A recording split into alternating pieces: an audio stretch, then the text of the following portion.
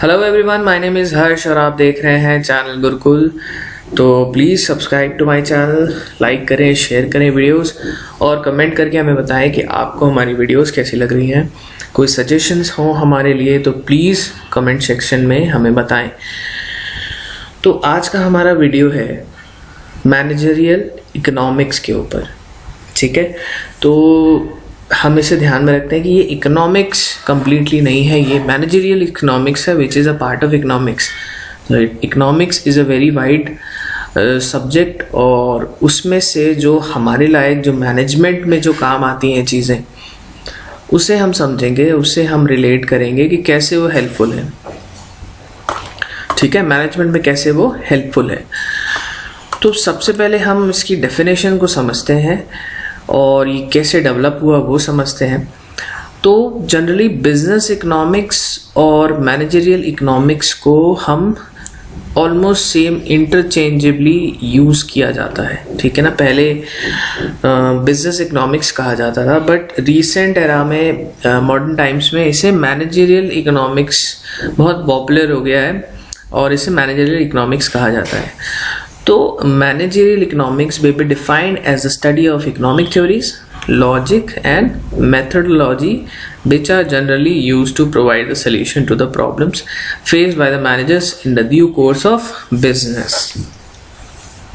तो managerial economics में जो इकोनॉमिक्स एज अ सब्जेक्ट की जो थ्योरीज हैं, जो लॉजिक्स हैं, जो स्टडी है, वो यूज़ की जाती है डे टू डे प्रॉब्लम्स में, कोई डिसीजन मेकिंग प्रोसेस में इन चीज़ों का यूज़ किया जाता है मैनेजर्स द्वारा, ठीक है ना, ताकि वो जो प्रॉब्लम्स हैं या डिसीजंस हैं वो ले सकें और उसे सॉल्व कर सकें, ठीक है ना। तो it is very relevant as per the management is concern. किसी भी ऑर्गेनाइजेशन में कहीं ना कहीं इकोनॉमिक्स का रोल रहता ही है, ठीक है ना। तो हम इकोनॉमिक्स की सारी थ्योरीज जो है उसकी समझ हमें होनी चाहिए। जो मैनेजर्स हैं उनको economics as a study, as a branch of study जो है उसको समझना ज़रूरी है, ठीक है ना। इसीलिए हमारे लिए इसके जो कॉन्सेप्ट्स हैं वो नेसेसरी है टू अंडरस्टैंड, ठीक है। तो बिजनेस इकोनॉमिक्स या managerial economics is the integration of economic theory with business practice for the purpose of facilitating decision making and forward planning by management, ठीक है। तो जो भी इकोनॉमिक्स जो है बहुत बड़ा एक कॉन्सेप्ट है, उसे सब पढ़ते हैं। मेजर जो है एक चंक जो भी आप फील्ड में except I would say science में बहुत ज़्यादा आपके इकोनॉमिक्स का प्रयोग नहीं होता, बट अदर अगर मैं मानता हूँ आर्ट्स हैं, कॉमर्स है, तो उसमें कहीं ना कहीं इकोनॉमिक्स जो है रोल प्ले करता ही है, ठीक है ना। तो इकोनॉमिक्स के अलग अलग कॉन्सेप्ट्स होते हैं, कोई माइक्रो इकोनॉमिक्स है, मैक्रो इकोनॉमिक्स है। Economics is basically study of utilizing the limited resources for the satisfaction of human needs. अगर मैं इसको एक जिस्ट इसका अगर निकालता हूँ तो इकोनॉमिक्स को हम ऐसे डिफाइन कर सकते हैं, ठीक है ना। जो भी रिसोर्सेज हमारे आसपास है, ठीक है ना, जिस तरह की भी रिसोर्सेज हैं हमारे पास, उसका हम यूटिलाइजेशन कितनी बेहतर तरीके से करते हैं ताकि हमारी जो नीड्स हैं, ठीक है ना, ह्यूमन नीड्स हैं, वो फुलफिल हो पाए, ठीक है ना, किस तरह से हम करते हैं, ठीक है। तो this is basically the economics का एक जिस्ट मैंने आपको दिया एज अ सब्जेक्ट, वो क्या है, ठीक है। तो अब हम इसमें पढ़ते हैं कि जो मैनेजरियल इकोनॉमिक्स है, व्हाई इट इज़ इम्पॉर्टेंट, इसे पढ़ना क्यों ज़रूरी है। भाई मैनेजमेंट पढ़ रहे हैं तो मैनेजमेंट पढ़ते हैं ना, इकोनॉमिक्स क्यों पढ़ना है।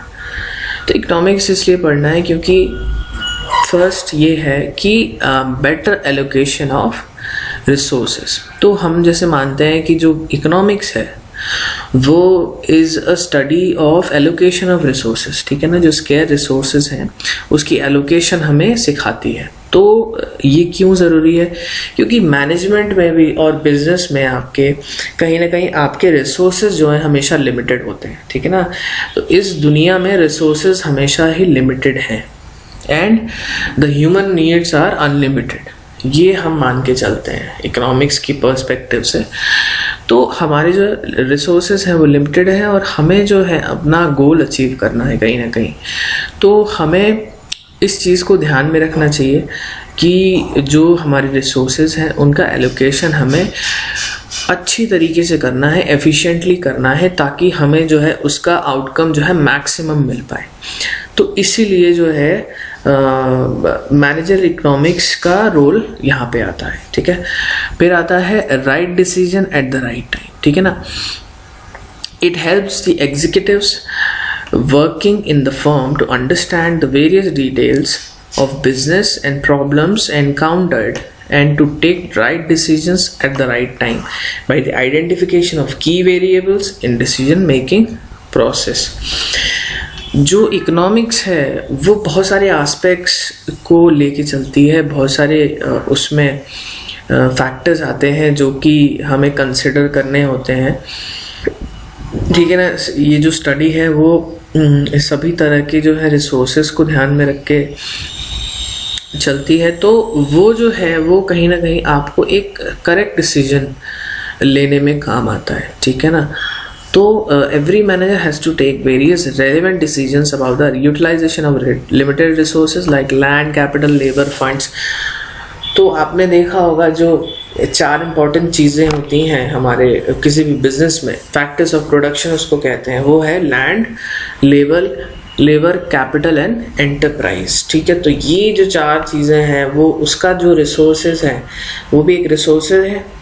तो उसका जो यूटिलाइजेशन है वो आप किस तरह से करें और उसके रिगार्डिंग जो डिसीजंस आपको लेने होते हैं वो आप सही तरीके से कर पाएँ, इसलिए हम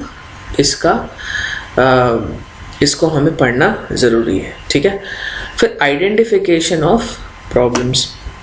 आइडेंटिफिकेशन मतलब कि हमें एक्चुअल में जो कॉजेज़ हैं, अगर कोई फेलियर हो रहा है या कोई प्रॉब्लम हो रही है तो उसका जो आइडेंटिफिकेशन है ये हमें मदद मिलती है मैनेजर इकोनॉमिक्स से, क्योंकि एक ये डीप स्टडी है कहीं ना कहीं। ऐसे बहुत सारे फैक्टर्स इसमें आते हैं जो कि कहीं ना कहीं हमें बताते हैं कि क्या प्रॉब्लम्स हैं। इसमें कॉस्ट एनालिसिस आती है, डिमांड एनालिसिस आती है, सप्लाई एनालिसिस आती है, रिसोर्सेज की बातें होती हैं इसमें। ठीक है ना, लेबर, कैपिटल, एंटरप्राइज की बातें होती हैं, बहुत सारी चीज़ें इसमें हम पढ़ते हैं इकोनॉमिक्स में जो कि हमें हेल्प करती हैं आइडेंटिफाइंग द प्रॉब्लम्स। तो फिर आता है हमारा ऑफर्स, टूल्स एंड टेक्निक्स। तो ये क्या है? Managerial economics ensures availability of various conceptual and technical skills, tools of analysis and techniques of judgment and other modern tools and instruments like elasticity of demand, supply, cost, revenue, income, expenditure। तो क्या होता है कि जो managerial economics है ये हमें बहुत सारे टूल्स देती है एनालिसिस के। ठीक है ना, तो जिसकी मदद से, जिसके हेल्प से हम बहुत सारे जो है डिसीजंस लेते हैं, बहुत सारी चीज़ों का हमें सॉल्यूशन मिल जाता है। ठीक है ना, जैसे मैंने कहा था आपसे कि डिमांड है, सप्लाई है, कॉस्ट, रेवेन्यू, इनकम, एक्सपेंडिचर, ये सारी चीज़ें आपको जो है बिजनेस अगर आप रन कर रहे हैं तो ये सारी चीज़ों का आपको यूज़ करना ही पड़ेगा। कोई ना कोई एनालिसिस आप जो है वो आपको करनी पड़ेगी, क्योंकि अगर आप नहीं करेंगे तो आपको जो है एक्चुअल पोजीशन आपकी पता नहीं चल पाएगी। ठीक है ना, बिजनेस आपका किधर जा रहा है और किस तरह से आपका बिजनेस चल रहा है वो आपको नहीं पता चल पाएगा। तो इकोनॉमिक्स का होना बहुत ही ज़रूरी है किसी भी बिजनेस में। ठीक है, अब आता है हमारा 5th पॉइंट, वो है अटेनमेंट ऑफ बिजनेस ऑब्जेक्टिव्स। तो अगर आप सारी चीज़ें जो हैं आप करेंगे, आप जो है चैलेंजेस को फेस करेंगे, रिसोर्सेज का यूटिलाइजेशन अच्छी तरह से करेंगे, एनालिसिस जो है टेक्निक्स आप अच्छी यूज़ करेंगे, तो ये सब क्यों हम कर रहे हैं? क्योंकि हमारा जो ऑब्जेक्टिव है उसको हमें अटेन करना है, उसको हमें पाना है किसी भी तरीके से। तो ये जो मैनेजरियल इकोनॉमिक्स है वो आपकी कहीं ना कहीं इसमें हेल्प करती है। ठीक है ना, फिर facilitates decision making and forward planning. तो आगे की जो प्लानिंग है उसको करने में भी जो है कहीं ना कहीं मदद मिलती है मैनेजरियल इकोनॉमिक्स को पढ़ने से। ठीक है। फिर understanding the various external factors. अब मैनेजर इकोनॉमिक्स में कहीं ना कहीं एक मैक्रो लेवल पे आप समझ सकते हैं कि आपके बिजनेस से रिलेटेड जो एक्टिविटीज़ हैं किस तरह से जो है आपको एक्सटर्नल एनवायरनमेंट में जो है अफेक्ट कर रही हैं, वो सारी चीज़ें भी आप कहीं ना कहीं आप समझ सकते हैं मैनेजरियल इकोनॉमिक्स के द्वारा, ठीक है ना। तो ये हमारे जो फैक्टर्स थे वो हमारे इम्पोर्टेंस थे मैनेजरियल इकोनॉमिक्स के लिए। क्यों इम्पोर्टेंट है हमारा बिजनेस में या मैनेजमेंट में हमें ये पढ़ना ज़रूरी क्यों है, ठीक है। अब हम पढ़ते हैं इसमें बेसिक कि जो मैनेजरियल इकोनॉमिक्स है वो कितनी वास्ट है, क्या उसका जो है दायरा है, क्या स्कोप है, और कौन कौन सी चीज़ें जो है वो हमें बताती है, कौन कौन सी चीज़ों का हमें कहीं ना कहीं हमें नॉलेज मिलती है, ठीक है ना। तो पहला हमारे जो है स्कोप जो मैनेजरियल इकोनॉमिक्स का है वो डिमांड एनालिसिस एंड फोरकास्टिंग। तो डिमांड जो है वो बहुत ही इम्पॉर्टेंट चीज़ है। अगर किसी भी बिजनेस की मैं बात करूं तो demand is the basic important factor of a business, क्योंकि डिमांड होगी तभी जो है आपकी जो भी आप बेच रहे हो गुड्स या सर्विस, कोई भी बिजनेस है वो कुछ ना कुछ जो है बेच रहा है, ठीक है ना। It is important to understand कि any business is selling something और दी अदर, ठीक है ना। या तो वो गुड्स हो सकता है या वो सर्विस हो सकती है। तो डिमांड एनालिसिस एंड फोरकास्टिंग आपको जो है हेल्प करता है कहीं ना कहीं ये समझने के लिए कि आपकी जो डिमांड है वो क्या पैटर्न है, उसका डिमांड होती क्या है, किस तरह से वो रिएक्ट करती है अलग अलग चीज़ों में, ठीक है ना। तो बेसिकली आपको जो है आपको ये समझ में आता है कि जो भी डिमांड होगी वो किन फैक्टर्स से इफेक्ट करेगी, किस तरह से मूवमेंट होगा, क्या उसके बेसिक्स होते हैं, ठीक है ना, क्या उसकी इम्पोर्टेंस होती है। तो ये सारी चीज़ें जो है आपको इसमें मिलेंगी। फिर आता है कॉस्ट एनालिसिस। कॉस्ट एनालिसिस तो is the crux of a business, क्योंकि कॉस्ट अगर आप एनालिसिस अगर आपको नहीं समझ में आएगी या नहीं आप उसको जो है करेंगे तो आप कभी ये पता नहीं कर पाएंगे कि एक्चुअल में आपके पैसे कहाँ लग रहे हैं और कितने लग रहे हैं, या आपकी कॉस्ट जो है ऊपर जा रही है नीचे जा रही है, किस तरह से आपको जो है अपनी कॉस्ट को मैनेज करना चाहिए। तो ये एनालिसिस आपको एक कहीं ना कहीं प्रोवाइड करवाती है कि आपकी जो कॉस्ट्स हैं, है ना, अलग अलग तरह की, है ना, बिजनेस में जो पैसा लग रहा है वो कहाँ लग रहा है, कैसे लग रहा है, किस तरह से आप उसको कंट्रोल कर सकते हैं। ये सारी चीज़ें जो हैं इम्पॉर्टेंट होती हैं किसी भी बिजनेस में। फिर आता है production analysis. Everywhere in any business production is important. तो उसको समझना इम्पॉर्टेंट इसलिए है क्योंकि प्रोडक्शन आप कैसे इफ़ेक्टिव बना सकते हैं। प्रोडक्शन में कई चीज़ें आती हैं जो कि आपसे उससे क्या होता है, फ़र्क पड़ता है आपके बिज़नेस पे। तो उससे क्या है कि कोई बेनिफिट, अभी आपको प्रोडक्शन अगर आप अच्छे से कर रहे हो तो वो बेनिफिट भी कर सकती है, वो आपको जो है हार्म भी कर सकती है। तो प्रोडक्शन एनालिसिस जो है आपको बताती है ये सारे फैक्टर्स, ठीक है। फिर आता है हमारा प्राइसिंग पॉलिसीज़।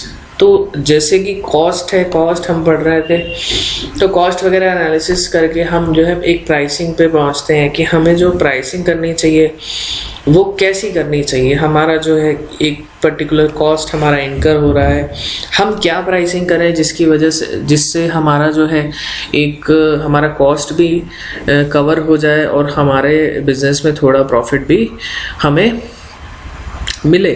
तो ये जो है एनालिसिस ये आपको जो है प्राइसिंग डिसाइड करने में हेल्प करती है किसी भी सर्विस या गुड्स के, ठीक है। फिर प्रॉफिट मैनेजमेंट, जो आपका प्रॉफिट आपने कमाया है वो कैसे आप मैनेज करोगे, है ना, कहाँ लगाओगे। The ultimate objective of any economic organization is to earn handsome profit and is considered to be the barometer of success. Profit किसी भी बिजनेस का बैकबोन है, but we also know that future is always uncertain. There is uncertainty on accounts of various factors, ठीक है। तो thus profit planning and management is regarded as the important area of तो profit management basically आपको जो है बताता है कि आपको जो पैसा मिल रहा है आपका जो एज अ प्रॉफिट, वो आप कैसे करोगे, कहाँ उसको रखोगे, किस तरफ आप जो है आप उसको रिजर्व में रखोगे, आप उसको जो है स्पेंड कर दोगे, इन्वेस्ट कर दोगे, रिजर्व आप जो है उसको अपने कंपनी में जो है एक्सपेंशन के लिए लगाओगे। तो ये जो प्लानिंग्स हैं, ये जो चीज़ें हैं, वो भी मैनेजरियल इकोनॉमिक्स में ही आती हैं, ठीक है। फिर एडवर्टाइजिंग जैसे हम समझते हैं कि जो हमारा प्रमोशन है उसके लिए हमें एडवर्टाइजिंग की ज़रूरत होती है। तो एडवर्टाइजिंग जो है आप किस तरह की करोगे, उसका क्या बेनिफिट रहेगा, ठीक है ना। The various activities in this regard are design, shape, quantity, deciding about the marketing of goods। तो मार्केटिंग आप किस तरह से करोगे, किस तरह से प्रमोट करोगे आप अपने प्रोडक्ट को। फिर एनवायरमेंटल इश्यूज भी बहुत सारे हैं, जैसे हमारा कहीं ना कहीं एक सोशल रिस्पॉन्सिबिलिटी है किसी भी ऑर्गेनाइजेशन में, ठीक है ना। तो बहुत सारी चीज़ें आपको फैक्टर्स जो हैं कंसिडर करने पड़ते हैं, जो एक्सटर्नल फैक्टर्स हैं, है ना। सोशल रिस्पॉन्सिबिलिटी है, आपके पॉलिटिकल फैक्टर्स हैं, आपके जोग्राफिकल फैक्टर्स हैं, डेमोग्राफिकल फैक्टर्स हैं।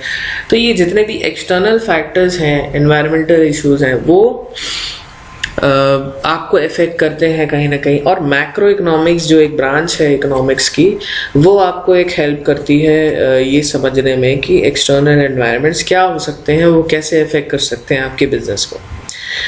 फिर लास्ट में आता है हमारा बिजनेस साइकिल्स। तो जैसे कि इकोनॉमिक्स में या किसी भी इकोनॉमी में बहुत सारे अलग अलग तरह के साइकिल्स होते हैं। एक इकोनॉमी जो है अलग अलग फेज से, अलग अलग स्टेजेस से जो है गुजरती है। ग्रोथ होता है, डिप्रेशन होता है, रिकवरी होता है, बूम होता है, ठीक है ना, रिसेशन होता है। तो ये जो है ये बिजनेस साइकिल्स हैं, और इस बिजनेस साइकिल को समझना और उस साइकिल के हिसाब से अपने बिजनेस को ढालना, अपने बिजनेस को अडाप्ट करना according to the business, different business cycles, वो हम जो है हमें मैनेजर इकोनॉमिक्स में पढ़ने को मिलता है, ठीक है ना। तो ये जो है एक कहीं ना कहीं एक फंडामेंटल मैंने चीज़ें आपको बताई हैं, बेसिक चीज़ें आपको बताई हैं कि मैनेजर इकोनॉमिक्स क्यों इम्पॉर्टेंट है, हम क्यों उसे पढ़ना चाहिए, और क्या हमें मिलता है एक्चुअली में एज पर दी बिजनेस पर्सपेक्टिव। हमारे मैनेजमेंट में हमें कौन कौन सी चीज़ें ध्यान में रखनी चाहिए, या हमें क्या उसका स्कोप और इम्पोर्टेंस है। तो आई होप आपको समझ में आया होगा, आपको पसंद आई होगी वीडियो। सो प्लीज़ सब्सक्राइब करें, चैनल को लाइक करें, शेयर करें और कमेंट करके हमें बताएं। Thank you so much.